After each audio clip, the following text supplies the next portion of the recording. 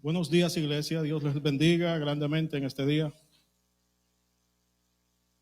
Damos gracias al Señor por esta honra y este privilegio de estar en su casa, en su templo, y por permitirnos formar parte de esa comunidad global, de esa iglesia invisible que el día de hoy se reúne en diferentes partes del mundo a alabar al Señor simultáneamente. Si eso no hace un día especial, yo no sé qué podría hacerlo. Son millares y millares de hijos de Dios clamando a Dios simultáneamente y alabando su nombre. Bien, el hermano Elías ya dio un pequeño adelanto de nuestro mensaje hace un momento. Vamos a continuar donde él lo dejó. Bien, hubo un filósofo alemán llamado Friedrich Nietzsche, muy conocido y muy polémico. Él vivió en el siglo XIX, a finales del siglo XIX. Nietzsche era un hombre controversial, tenía un discurso disruptivo, polémico, revolucionario y extremadamente anticristiano. Él se oponía de manera agresiva al cristianismo. Él se podría decir que aborrecía la cosmovisión cristiana totalmente, especialmente porque el cristianismo exalta la humildad, la debilidad, la pobreza de espíritu, la mansedumbre, y coloca el sufrimiento como una virtud. Nietzsche rechazaba esto completamente y él catalogaba esta visión cristiana como una moral de los débiles o como una moral de esclavos, literalmente. Él proponía, en cambio, una cosmovisión completamente opuesta, en la que en lugar de exaltar la humildad y la mansedumbre, se exaltara la fuerza, la ambición humana y la voluntad de poder. Nietzsche creó un concepto llamado el superhombre. Este concepto del superhombre fue muy influyente en la cultura occidental a finales del siglo XIX y principios del XX. Tanto así que un personaje que estoy seguro que todos conocen, llamado Adolfo Hitler, se inspiró parcialmente en ese concepto de superhombre de Nietzsche para toda esa ideología retorcida que él concibió de un ser superior, de una raza superior. Y como todos sabrán, eso no terminó bien. Eso terminó bastante mal, de hecho. Porque, mis hermanos, las ideas, especialmente las ideas filosóficas, tienen consecuencias. Por eso el cristiano no debe perder de vista la filosofía. No debe mirarla con recelo, no debe mirarla como algo ajeno, porque es que nadie escapa de la filosofía. Mientras estamos aquí reunidos, hay personas alrededor del mundo pensando, concibiendo ideas, plasmándolas sobre papel. Y esas ideas con el tiempo se van sistematizando, se van aceptando y se van aplicando en la sociedad. Y da como resultado este caos que tenemos ahora, este caos ideológico. Todo lo que vemos ahora no nació en el vacío, fue producto de ideas filosóficas que en algún momento hombres como Nietzsche concibieron en la tranquilidad de sus estudios, de sus habitaciones, y hoy en día influyen en sus hijos y en los míos. En los tiempos de Jesús, hermanos, existían ideologías como esta. Y estas ideologías siguen vigentes en nuestro tiempo y nos siguen afectando y siguen acechando a la iglesia. El día de hoy yo quisiera iniciar una miniserie. Estuvimos hace un tiempo terminando una serie sobre los yo soy de Jesús. Vamos a seguir con Jesús, pero en esta ocasión vamos a iniciar una serie más corta, solamente 2 mensajes, sobre un pasaje muy conocido del Nuevo Testamento, en este se nos presentan distintos aspectos de la perspectiva de nuestro Señor Jesucristo sobre las virtudes humanas, es decir, cualidades del ser humano que Dios estima como virtudes, que son apreciadas por Dios y que no necesariamente el mundo las ve como virtudes.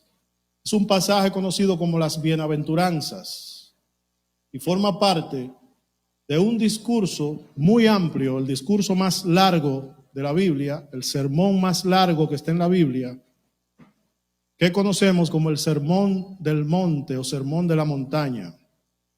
El Sermón del Monte abarca 3 capítulos del Evangelio de Mateo, capítulos 5, 6 y 7. Es el discurso, de más está decir, que es el discurso más extenso de Jesús. Miren, para que tengan una idea de lo extenso que es, las bienaventuranzas son la introducción de ese discurso.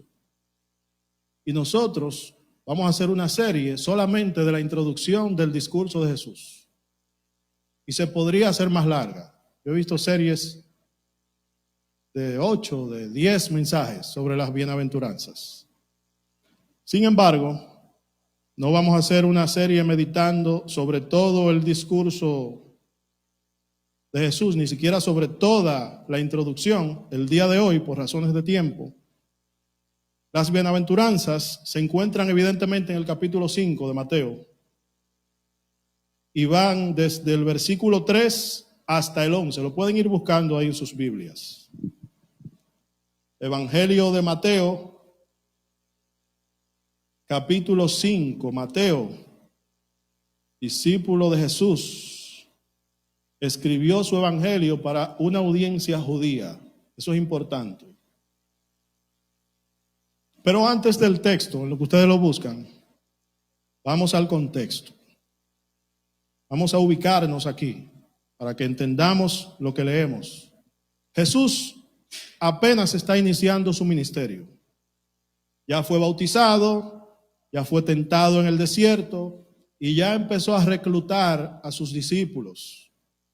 El Sermón del Monte es en donde Jesús articula de manera más explícita su mensaje, su discurso, su visión del mundo, lo que Él trae a este mundo, lo que ofrece y lo que Él espera de la humanidad. Es la primera vez que Él se presenta ante una multitud a presentar su visión, a presentar ese discurso cristiano que todos conocemos. Y era una muy buena introducción para ese público presente que todavía veía a Jesús como un rabino cualquiera, como un rabino más, como un predicador itinerante cualquiera. Con este mensaje, Jesús va a dejar bien claro, primero, que no es un rabino cualquiera, y segundo, que su mensaje va mucho más allá de lo que ellos conocían hasta ese momento. Los judíos eran muy estudiosos de las Escrituras, pero este mensaje de Jesús era disruptivo, lo sobrepasaba. Ellos no estaban, la mayoría de ellos, no estaban preparados para un mensaje así. Era un mensaje chocante, un mensaje contracultural, contraintuitivo, algo que iba en contra de lo que la cultura dictaba, de lo que el instinto humano dictaba, algo así como lo que Nietzsche pensaba, que iba en contra del instinto y de la naturaleza humana. Para que tengan una mejor idea, Jesús irrumpe en un momento de la historia marcado por la cultura greco-romana, es decir, esa influencia de tanto la cultura griega, que era muy fuerte, y la cultura romana, porque Roma dominaba toda esa región en ese tiempo. Y esta cultura greco-romana exaltaba, se podría decir que idolatraba, tanto el conocimiento como la fuerza. Y sin embargo, de repente aparece este hombre en una cultura que exalta el conocimiento humano y la fuerza y lo eleva como virtudes o como las virtudes definitivas. Aparece este hombre de repente hablando de que bienaventurados son los pobres de espíritu, los que tienen hambre y sed de justicia, los que lloran, etc. Jesús llega exaltando el sufrimiento como una virtud. Y eso no sonaba en ese momento muy motivador, que digamos. Acuérdense que estamos hablando de un pueblo sufrido. Un pueblo que a lo largo de su historia había sufrido una ocupación tras otra. Los egipcios, los asirios, los babilonios, los griegos, los romanos en ese momento. Y este hombre les está hablando de que el sufrimiento es una virtud y de que son bienaventurados los que lloran y los que sufren. Jesús introduce este mensaje aquí con una serie de afirmaciones que tienen una estructura y un ritmo bastante particular. Si nos ponemos técnicos, la técnica más evidentemente usada por Jesús aquí en las bienaventuranzas, en literatura la conocemos como anáfora. Esta consiste en la repetición de una palabra delante de cada línea, de cada frase.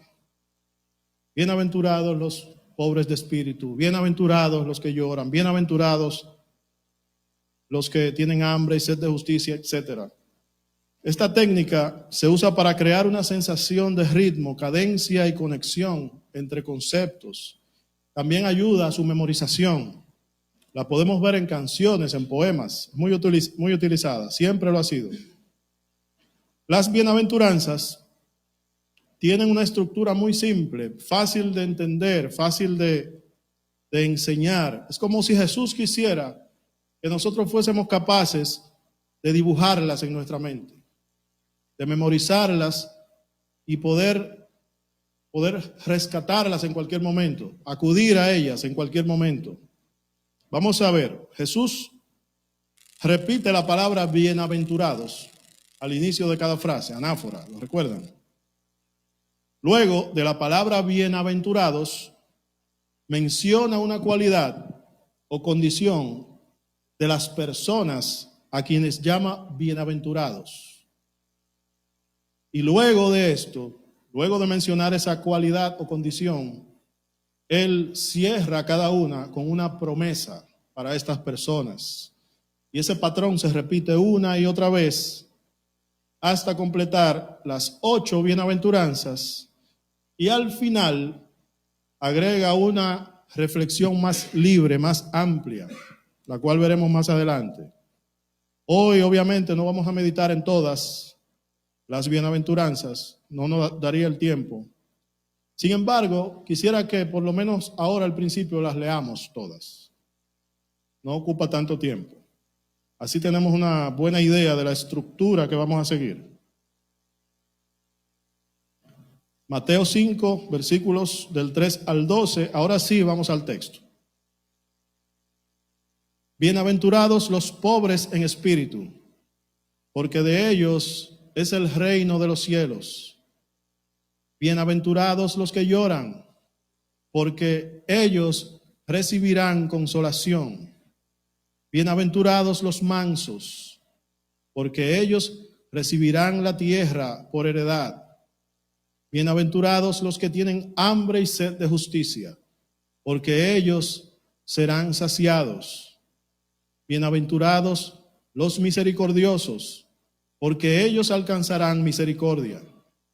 Bienaventurados los de limpio corazón, porque ellos verán a Dios. Bienaventurados los pacificadores, porque ellos serán llamados hijos de Dios.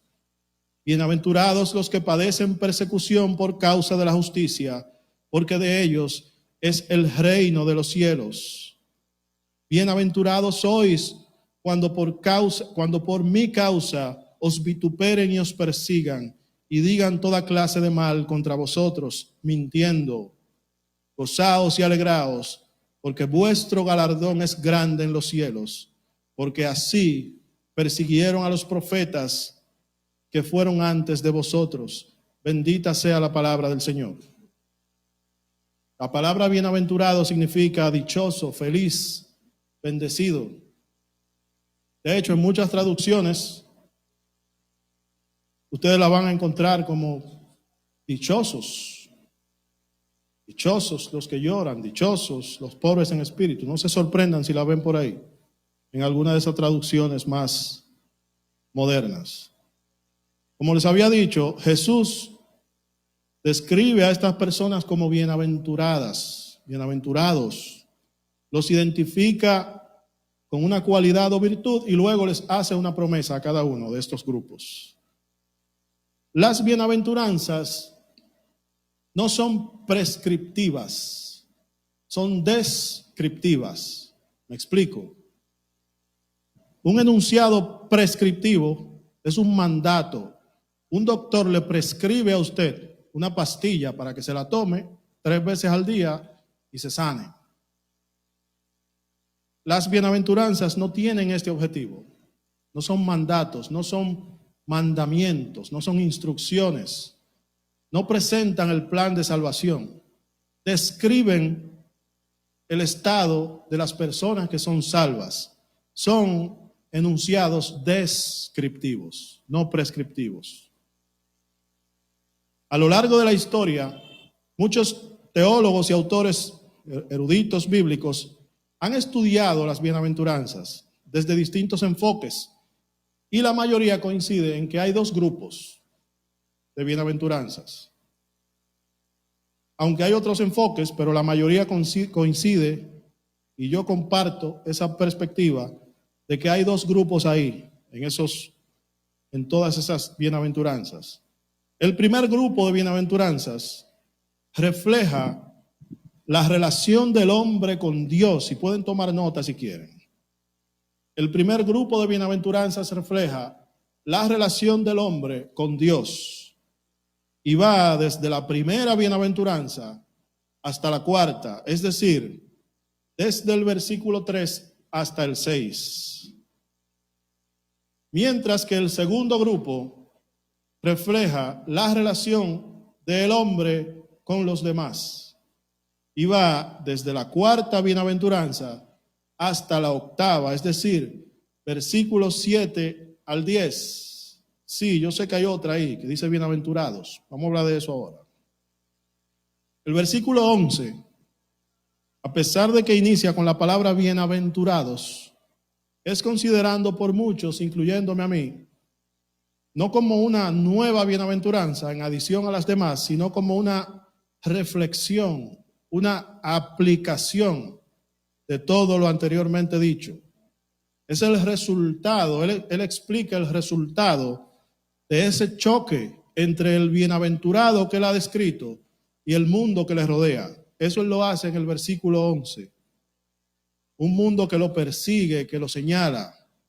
Esa respuesta del bienaventurado, cuando choca con ese mundo, es descrita en esa reflexión final del versículo 11, el cual, por razones de tiempo, hoy no meditaremos en él, sino que nos vamos a enfocar en el primer grupo de bienaventuranzas, en esas que hablan de la relación del hombre con Dios, que es una relación evidentemente de necesidad. Además, está a decir que somos nosotros los que necesitamos a Dios, no Él a nosotros. Toda relación del hombre con Dios es una relación de necesidad. Dios es eterno, autoexistente, omnipresente, omnipotente, no necesita a nadie. Todo ser que se relaciona con Dios lo necesita a Él. Esas primeras 4 bienaventuranzas reflejan la relación del hombre con Dios. Por ende, nos van a mostrar de manera implícita necesidades que tenemos nosotros. Vamos a leer solo estas 4 para refrescar un poco y para enfocarnos. Versículo 3. Bienaventurados los pobres en espíritu, porque de ellos es el reino de los cielos. Bienaventurados los que lloran, porque ellos recibirán consolación. Bienaventurados los mansos, porque ellos recibirán la tierra por heredad. Bienaventurados los que tienen hambre y sed de justicia, porque ellos serán saciados. En el Evangelio de Lucas están las bienaventuranzas. El hermano Elías meditaba en ellas hace un momento, pero están resumidas, están sintetizadas solo en 3. Y agrega además de las bienaventuranzas, Lucas, no Mateo, los ayes. Jesús empieza hablando de bienaventurados. Eso es en el Evangelio de Lucas. El hermano no llegó ahí. Pero después de las bienaventuranzas, bienaventurados esto, bienaventurados aquellos, bienaventurados los otros. Él dice, ay de aquellos, ay de aquellos. En teología, ese concepto se conoce con el nombre de oráculo. Existen 2 tipos de oráculo. Oráculos de bendición y oráculos de juicio. Un oráculo de bendición por lo general inicia con la palabra bienaventurado o bienaventurados. Y un oráculo de juicio empieza con la palabra ay. Cuando ustedes ven la palabra ay en la Biblia, hay problema. Ay de vosotros, escribas y fariseos hipócritas. Y lo repite una y otra vez. Pero en cambio también tenemos bienaventurado el varón que no anduvo en consejo de malos. Esos son oráculos de bendición. Las bienaventuranzas son oráculos de bendición. En esas 4 bienaventuranzas primeras que leímos ahora, se resalta la pobreza espiritual. Esas son las virtudes que van después de la palabra bienaventurados.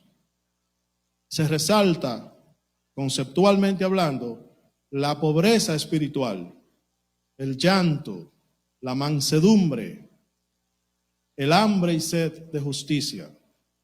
Suena muy contradictorio decir que esas son cualidades de una persona feliz, de una persona bienaventurada, de una persona dichosa. Decir que una persona feliz es bienaventurada, feliz, dichosa, bendecida, porque es pobre espiritualmente, porque llora, porque tiene hambre y sed de justicia.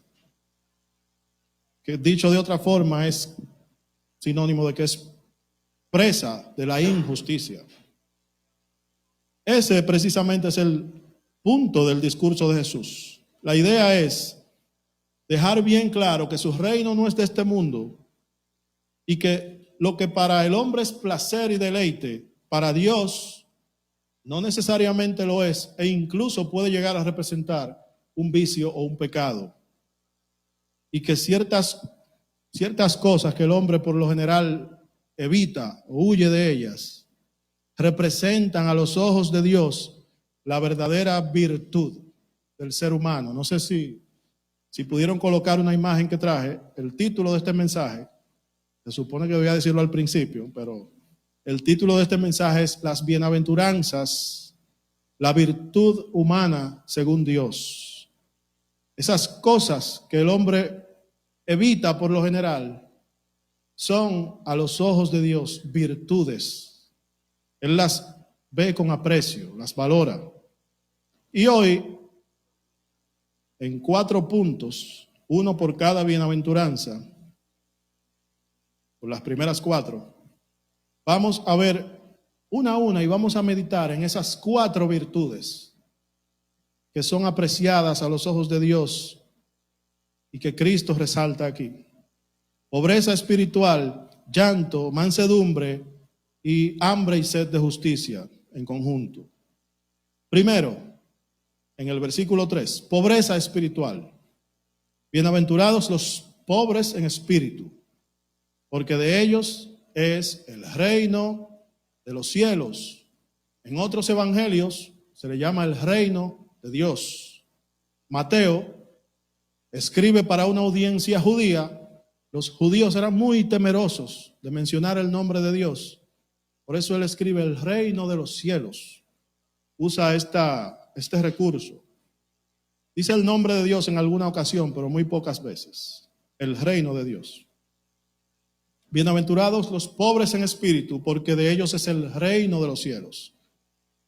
Aquí hay que aclarar que esta pobreza no tiene nada que ver con pobreza material en esta sección, en este pasaje.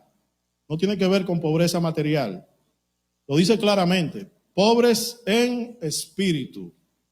La pregunta que sale ahí, que sobresale es, ¿quiénes son los pobres de espíritu? Esa es la pregunta que debemos hacerle al texto para entender. ¿Quiénes son esos pobres en espíritu de los que habla Jesús? Es más, creo que sería más fácil entender o hacer el ejercicio si replanteamos la pregunta, si la conceptualizamos un poco y en vez de preguntar quiénes son los pobres de espíritu, preguntamos, ¿qué es la pobreza espiritual? ¿Qué es la pobreza espiritual, hermanos? Pobreza espiritual es la condición de absolutamente todo hombre delante de Dios desde Génesis 3. Nadie escapa a eso. Eso no describe a una o dos personas.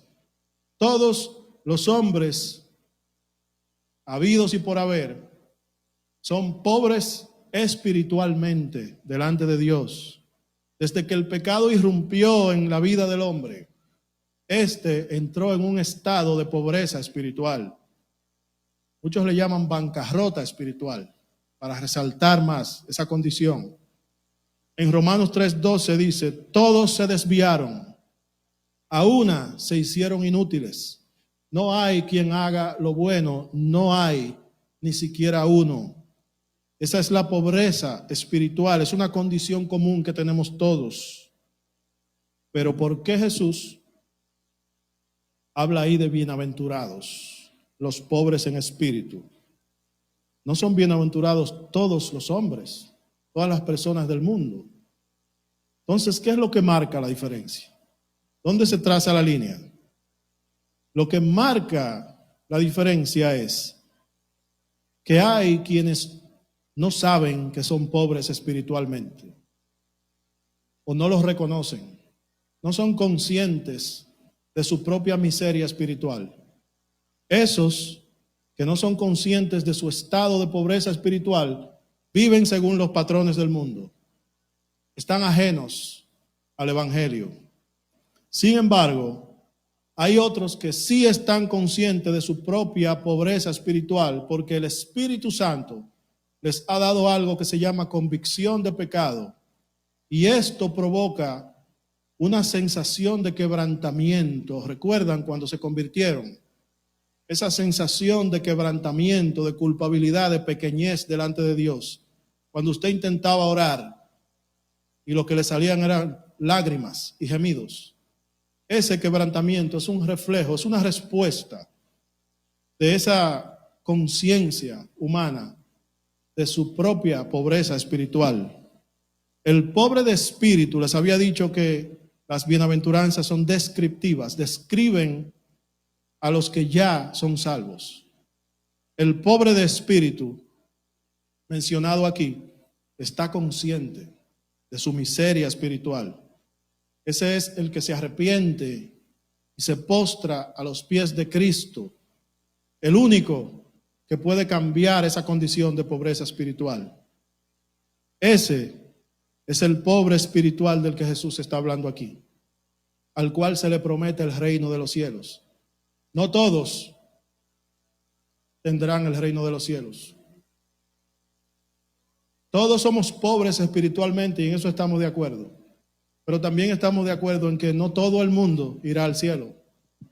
Lo que traza la línea es esa conciencia, esa convicción de pecado, ese nacer de nuevo espiritualmente.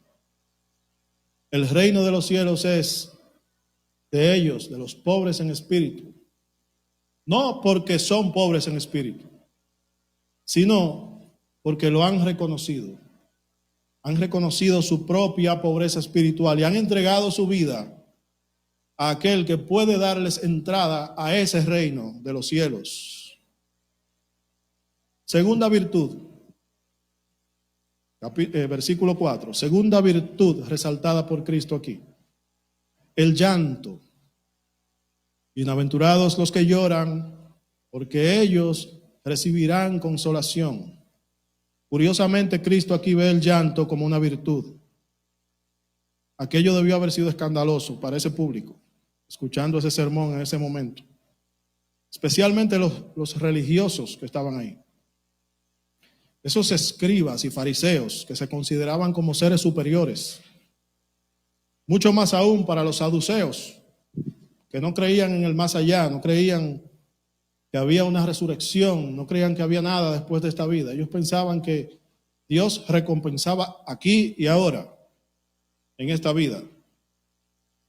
Lo hacían para justificar su vida ostentosa y de abundancia y de riqueza. Ellos crearon una teología adaptada a su vida.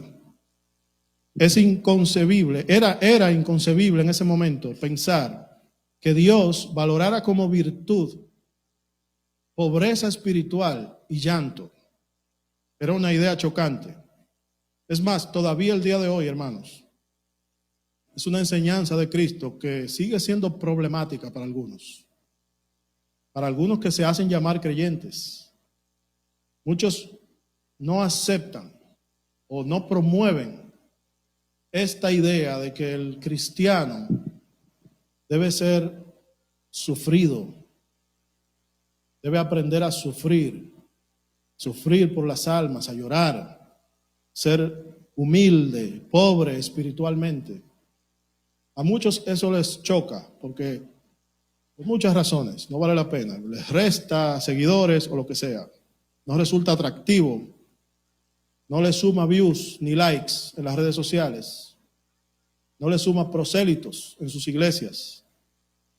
Muchos terminan viendo el evangelio como una puerta de entrada a la abundancia material, al deleite de la razón, al deleite de los sentidos. Precisamente porque no se promueve lo suficiente esta enseñanza de Jesús. Yo no soy dueño del mundo, pero sí soy hijo del dueño. ¿Han escuchado esa frase? Lo malo no es la frase como tal, porque técnicamente es verdad, sino el tono en el que lo dicen. Lo dicen con un tono jactancioso, con un tono de vanagloria, vanagloriándose de su condición privilegiada de ser hijos del dueño del mundo. Ellos entienden que la fe es una moneda de cambio. Tienen una visión transaccional de la fe, la ven como una transacción. Yo tengo fe, yo recibo. Yo tengo más fe que aquel, yo recibo más que aquel. Aquel se enfermó, aquel tuvo una prueba, es porque no tuvo suficiente fe. Eso hacían los saduceos. Así pensaban los saduceos. Parte del grupo al que Jesús llamó hipócritas, al que le dijo, ay de vosotros, hipócritas.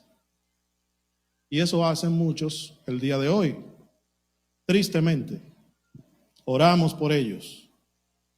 Lo que Cristo está diciendo aquí es que Él valora el llanto de los que sufren. Y tiene todo el sentido del mundo, porque se supone que los cristianos somos imitadores de Cristo. Y que si de algo Cristo dio cátedra, fue de sufrimiento. 7 siglos antes de nacer Cristo, el profeta Isaías lo llamaba como varón de dolores, experimentado en quebrantos. Y esa profecía Cristo la cumplió cabalmente y la sobrepasó. Cristo es el modelo perfecto de sufrimiento y de llanto por una buena causa, por las almas que se pierden. Y cuando llegó cerca de la ciudad, al verla, lloró sobre ella. Lucas 19:41, hablando de cuando Jesús llora por ese estado lamentable en el que se encontraba Jerusalén. Los cristianos, hermanos, estamos llamados a sufrir por lo que Cristo sufrió y llorar por lo que Cristo lloró. Él sufrió al ver a Jerusalén confundida, perdida en el pecado y en la confusión y en la idolatría. Nuestra cultura actual también está confundida. está perdida en el pecado, en la confusión.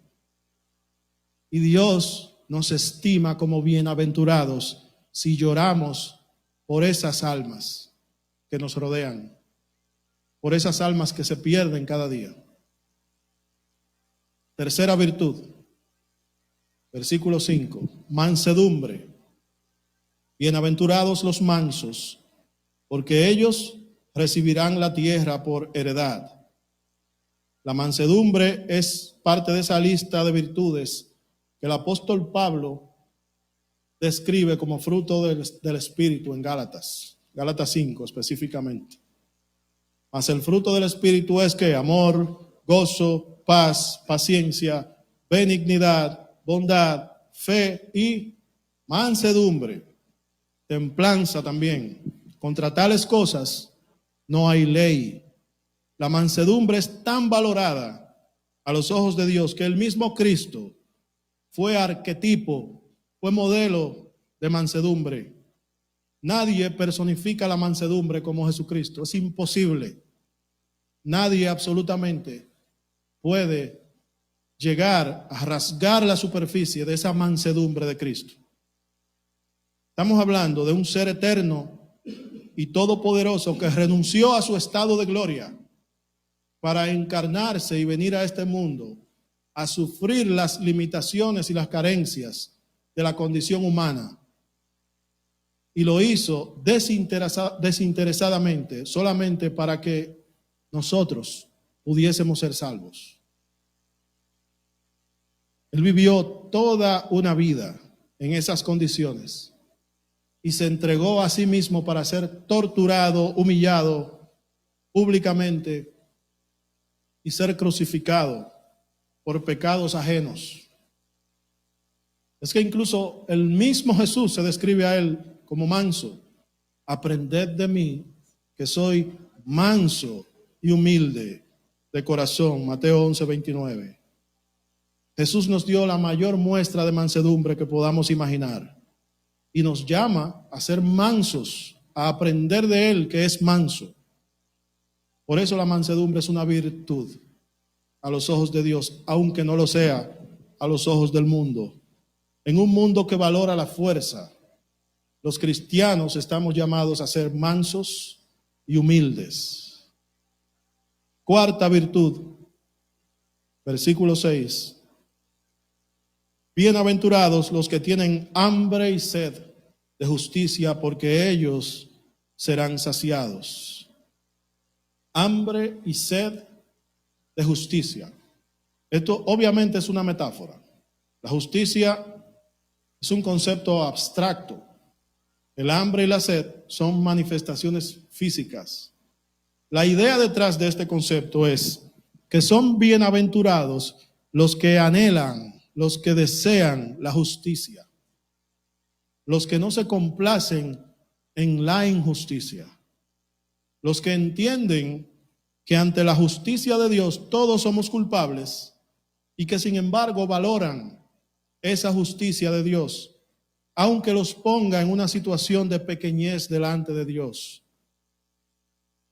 Pero Cristo también está refiriéndose aquí a la justicia de este mundo, en cierta forma, o por lo menos al ideal de justicia de este mundo, a la justicia perfecta a la que se podría aspirar en este mundo. No al sistema de justicia, sino al ideal de justicia que nosotros tenemos. Porque los escogidos de Dios, como decía el hermano Elías ahorita, a menudo son marginados, son maltratados, son víctimas de un mundo cuya justicia es imperfecta. Y aún así no reciben ni siquiera esa justicia imperfecta que predomina en el mundo. Los cristianos somos presa de un sistema que no les da ni siquiera la justicia de este mundo, que es una justicia imperfecta. Esos que anhelan justicia, esos que tienen hambre y sed de justicia, serán saciados. Las cualidades que Jesús resaltaba como virtudes resultaban absurdas en ese entonces, no tenían sentido desde el punto de vista humano. Los judíos que estaban allí y que conocían muy bien su historia, tenían claro que tanto los egipcios como los asirios, los babilonios, los griegos, los romanos, los habían sometido a regímenes y dominios injustos. Todas esas grandes naciones los habían sometido a ellos por la fuerza. Y Jesús está aquí exaltando no la fuerza, sino la debilidad. A un pueblo que estaba sometido bajo el yugo del imperio más poderoso de la historia de la humanidad, el imperio romano. Él les está diciendo de manera implícita: sufran, lloren, sean débiles y humildes. Y eso era muy difícil de comprender y tenemos que ser empáticos. Habría sido difícil para nosotros también entender eso en ese contexto. Es muy fácil desde aquí señalarlos a ellos: oh, eran malos, no entendían. Pero si nos vamos a ese contexto, hubiera sido muy difícil. Había que tener una fe bastante grande para entender eso. Había que tener la iluminación del Espíritu Santo. Este pueblo no entendía que lo que Jesús estaba tratando de ilustrarles era su propio sacrificio, porque Jesús predicó primero con su vida antes que con sus palabras.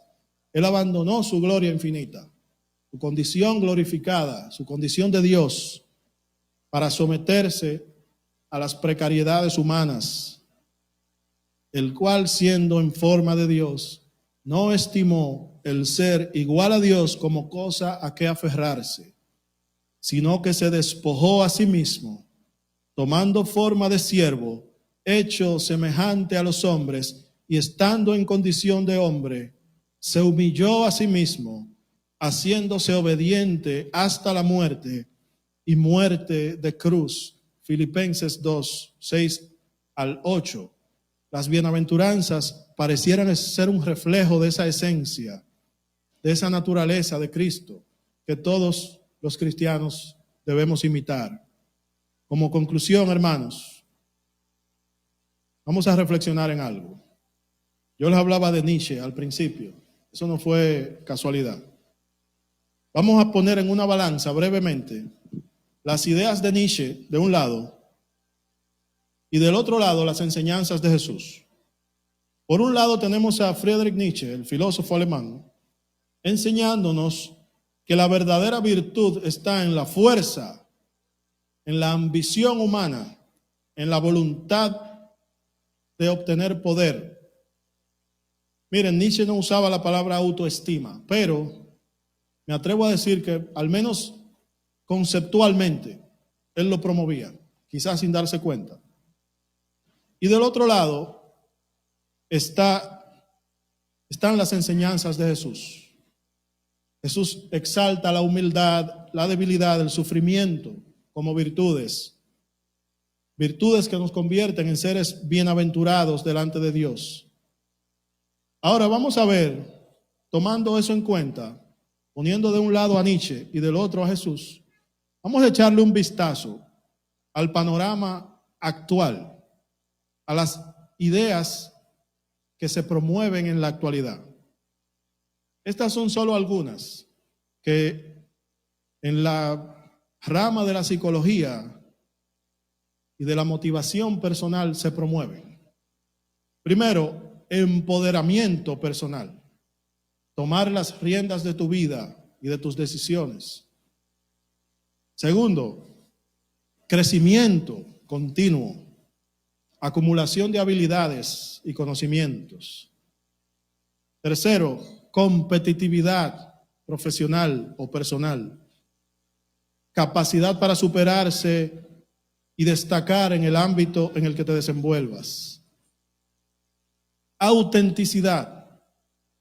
Eso es vivir la vida bajo tus propios términos. Enfocarte en tus propias expectativas. Esto está muy de moda. Resiliencia.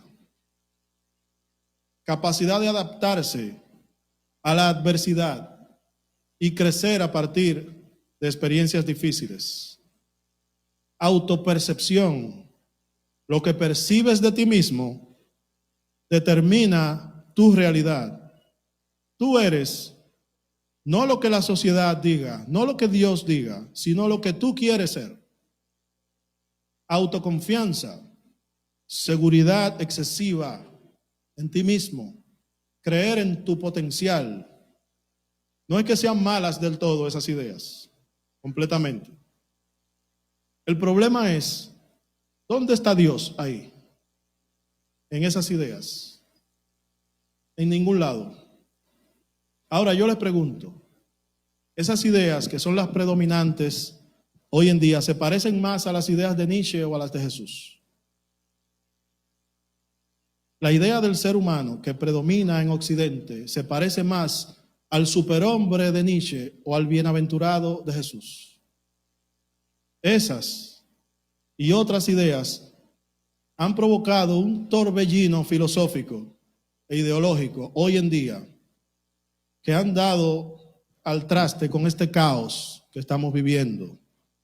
La cultura ha llegado en su afán de alejarse de las enseñanzas de Cristo, de renegar de ellas y de exaltar el hombre, de exaltar el ego humano, ha llevado a los científicos, y esto está pasando, esto no es una película de ciencia ficción, los científicos están trabajando en proyectos para crear embriones humanos a partir de células madre, sin la necesidad de espermatozoides ni óvulos. Es decir, el hombre ha llegado al límite de la transgresión, que es querer ser Dios, industrializar la reproducción humana para disminuir o para minimizar la familia, el matrimonio. Porque las ideas, hermanos, tienen consecuencias. El enemigo trabaja sutilmente, se toma su tiempo, a veces se toma generaciones para sembrar la semilla de una idea maligna, una idea perversa, sembrar esa idea en la mente de un pensador y que con el tiempo esta vaya calando en la sociedad hasta materializarse. El llamado que yo les quiero hacer hoy es, volvámonos a Cristo, porque miren, las cosas no andan bien. Volvamos a lo elemental, a lo básico, al evangelio simple, sin poses, sin capas humanas agregadas. Volvamos a la esencia del evangelio, a la sustancia primaria del evangelio, que es el amor a Dios y el amor al prójimo. Todo se resume en amor, decía Jesús, la ley y los profetas, y yo le agrego, y el evangelio también. Todas las bienaventuranzas y todo el evangelio se resume en amor. Practiquemos el amor. Vamos a orar. Señor, te damos gracias. Te damos gracias porque tu palabra ha sido expuesta, Señor. Completa la obra en los corazones que la han escuchado. Te pedimos por tu congregación, Señor, por esta congregación y por toda la congregación de los primogénitos en el mundo. Sigue fortaleciendo nuestra fe, Señor. Ayúdanos a poder servirte dignamente, con humildad, con mansedumbre. Enséñanos a sufrir bien, Señor. En el nombre de Jesús. Amén.